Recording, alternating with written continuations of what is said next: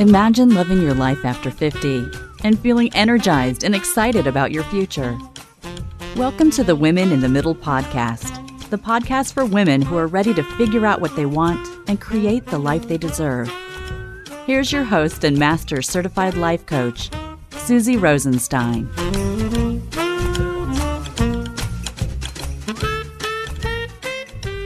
Hey there, welcome back to the podcast, Women in the Middle. I'm your host, Susie Rosenstein, and I am so glad to be here with you again for this week's episode, which is all about something that is super common in midlife, feeling too busy.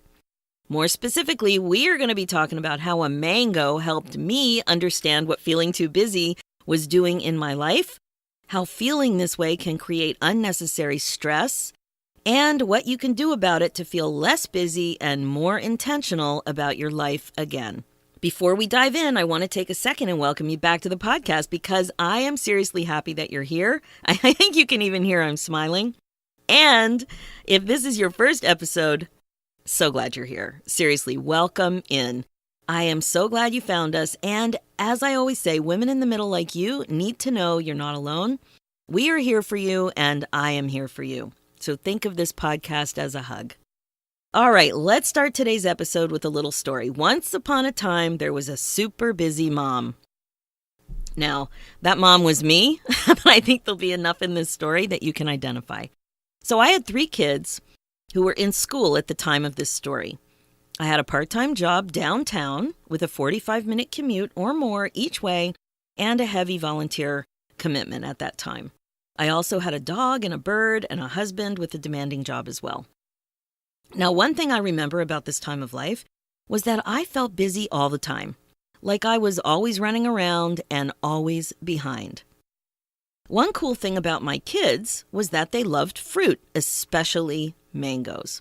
As a family, we loved blending up smoothies. And we were pretty much eating mangoes regularly because everybody knows a mango in a smoothie tastes like really, really good. So when I brought fruit home, I would put it in a large white fruit bowl on the table. I love this fruit bowl. It's really big. It's kind of decorative and artsy. I bought it at the cottage one summer. I just love this fruit bowl. And it has it's decorative. It's got a design that has holes in it. So it's a perfect fruit bowl. It's airy. Anyway, we put the fruit in there, any fruit that can sit outside a fridge. And you know how it goes with mangoes. They are only perfectly ripe for a very short period of time. So we would be on fruit watch. We got into the habit of writing large notes about the status of the ripe fruit, especially avocados and mangoes. The notes would say something like this: "I'm ripe," or "almost ripe, eat me." And then maybe a day later, "perfectly ripe, eat me now." These notes were so cute because they were often like a piece of torn paper in crayon. I thought the best note was simply, "somebody better eat me or else." You know what that feels like when you have a perfectly ripe piece of fruit that you really want. It's so cute. Anyway, the kids had a healthy appreciation and respect for fruit. So at this time, like I said, I was feeling pretty busy, and my youngest would have been about 10 or so at the time, and a little too young to cut a mango himself. It's a pretty weird and crazy fruit, as you probably know, and requires a bit of strategy and technique because that pit isn't normal. So this one time, my youngest saw a note and asked me to cut him a mango so he could eat it. And I replied, "Not now, honey, I'm too busy." Then the next day, he asked again, "Can you please cut me a mango, Mommy?" And again, I replied, "Not now, honey, I'm too busy." And then again, the next day, "Mommy, can you please cut me a mango?" This time I also said, "Not now," but I caught myself. I noticed what I was saying. I saw myself from the outside looking in. I heard myself, it was kind of like slow motion, almost say that I was too busy to cut him a mango. That the only reason I didn't give my kid the fruit that he wanted was because there was a thought in my mind that it took too long to cut up a mango and that I was too busy. It hit me like a ton of bricks. I felt too busy to give my kid a mango. I felt sick to my stomach. It was not a proud mommy moment at all. What was I doing? What was I thinking? I had decided that I was too busy to give my kid a piece of fruit. This was my mango moment. It was kind of a wake-up call for me. It was something that opened my eyes in such a way that it actually stopped me in my tracks and forced some reflection.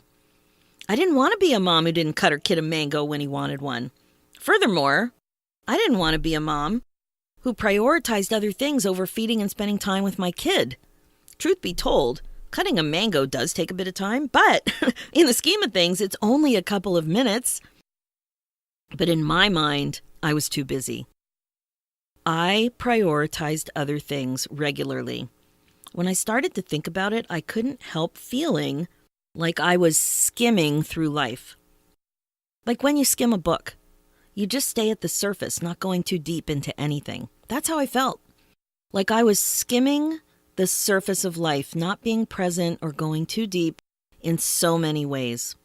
That mango moment was so illuminating. I wasn't a coach at that time, so I didn't have the perspective or skills that I have now to figure out what was going on in my brain. I didn't know what I know now about thoughts and feelings and how it's all connected. But what I can see now is that feeling busy like this has more wiggle room than it seems. Because feeling too busy is not a feeling at all, it's a thought. I'm busy, or specifically I'm too busy to cut a mango, is a thought. And like all thoughts, when you think them, they create your feelings.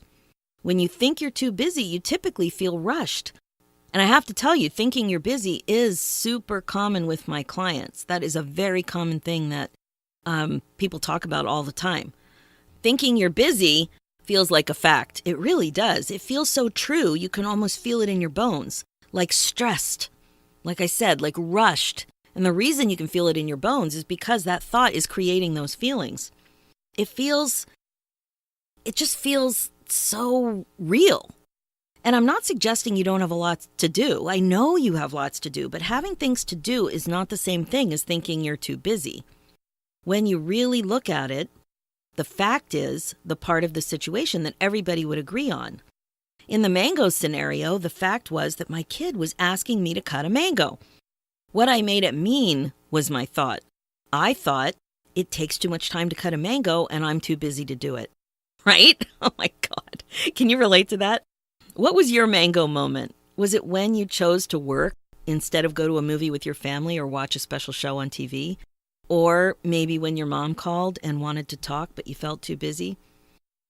What about when you didn't follow up with a sick friend in the hospital because you just felt too busy? Or even when your husband or partner wanted to have sex, but in your mind, you were too busy. I'm sure you feel busy pretty often. I'm positive you have a lot on your plate. But I'm talking about when you feel too busy and you don't do things you care about as a result. You make a choice. It doesn't feel like a choice, but you actually make a choice. And it's a choice that you might just regret. And you know how I feel about regret proofing. This is a perfect example. The whole being too busy thing tends to be something we talk about a lot too. We don't just tell ourselves we're too busy. We like to tell others. We like to share. How often does this come out of your mouth? Do you find yourself saying it out loud too? Perhaps to get support for your choice to think it. Feeling busy all of the time creates a lot of stress. And this state of being tends to feel normal in our culture today. When you try to feel less busy, it's often hard to stay present because you're so busy thinking about everything you still have to do that you're trying to take a tiny break from. It's like being on a constant, busy, stressful treadmill of life. And I have to say, it's not that great for most of us to run our lives this way. So, I have a massive concept for you to think about. I'd like you to consider that being too busy is really subjective. It's a thought that you're choosing to think, a mere sentence in your mind that is subjective. So let's dig in and take a closer look at what this really is, what's going on. When you say you're too busy, it's usually related to a thought that the available amount of time to accomplish a task or tasks isn't enough. The thought being too busy usually creates feelings like being rushed, stressed, harried, swamped, and I'm sure there's some more. These feelings lead you to act a certain way, which ultimately produces some kind of a result for you, a personal result. The result always proves the thoughts you have. So if you think you're too busy, that's what you will create in your life. You will feel too busy to do that thing and it won't get done. You will just constantly feel that way.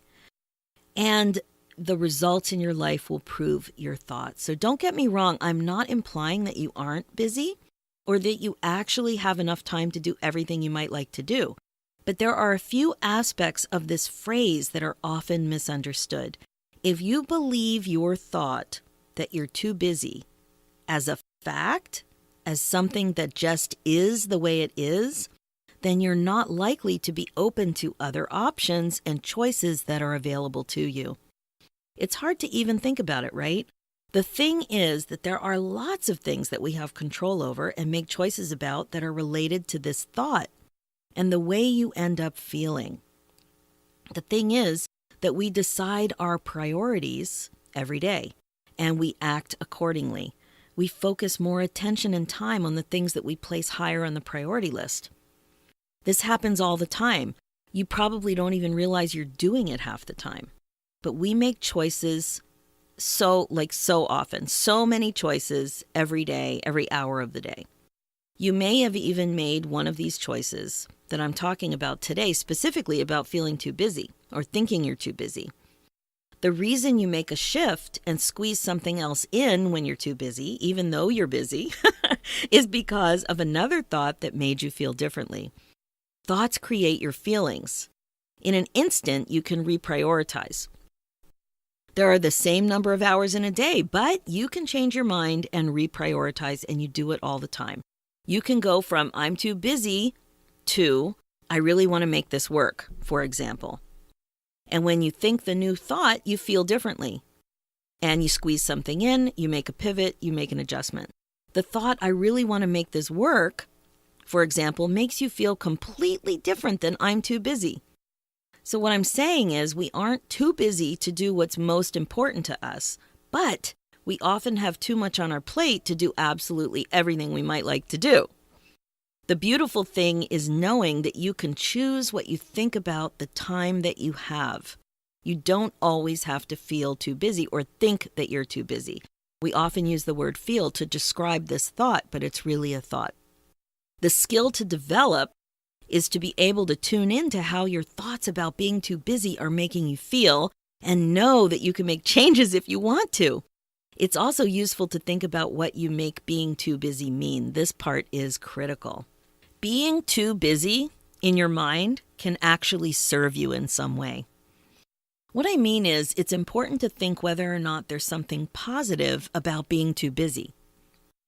I know that sounds crazy, but think about it very carefully. Is there something about thinking you're too busy and then feeling super rushed and chaotic that is actually benefiting you? Is it a convenient excuse, for example, for not doing certain things? Is it giving you an out? Is it keeping you superficial, which doesn't sound like it's benefiting you, but it might be? Is it keeping you disconnected? Is it allowing you to skim through life at the surface? I would say that this is often the case. It can be an easy out when you believe you're just too busy, case closed. Another option could be if you think there's value added, like a value added component to being too busy. Perhaps thinking this way makes you feel satisfied and motivated about the work you do, like you're making a super valuable contribution professionally, so it's okay to be too busy.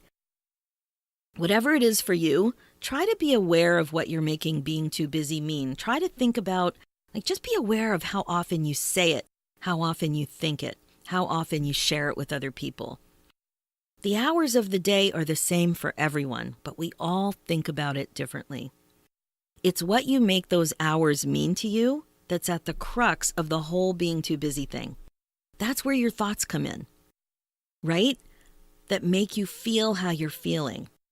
You have a thought and it creates your feeling. It's not the things on your list. They're just innocently sitting there waiting for you to think something about them. It's what you make them mean. So the big question I have for you is, get ready for this one. Are you open to the idea that there are other ways to think about the time in general and how you spend it? For example, could you believe that you had the perfect amount of time to do all that's important to you? Now that, my friends, is a huge shift, so let me repeat that question. Do you think you could believe that you had the perfect amount of time to do everything that's important to you? Just take a second and really think about the potential impact of this thought in your life.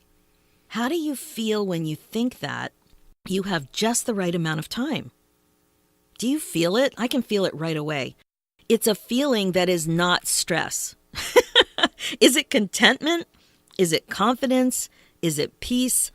I'm not sure what it is for you, but I know that it's not the same thing that you feel when you think that you're too busy. Can you see the difference? Can you see that this thought creates a completely different feeling than when you think you're too busy because there's not enough time? Again, we're talking about the same 24 hours in a day. Remember, the takeaway about this thought is that you have more control in your emotional life than you sometimes think. Thoughts can be changed. Thoughts can be tweaked. It's so interesting that when you dig a little and ask yourself why you think what you think and challenge yourself to shake things up a bit and consider other beliefs and thoughts, things can be so different. Imagine how it would be to do what you do with the backdrop of believing that you had the perfect amount of time. This thought is available to you right now. You can start thinking it right away if you want. You're going to have to do some work to remember to stick it into your brain. I love thinking this thought.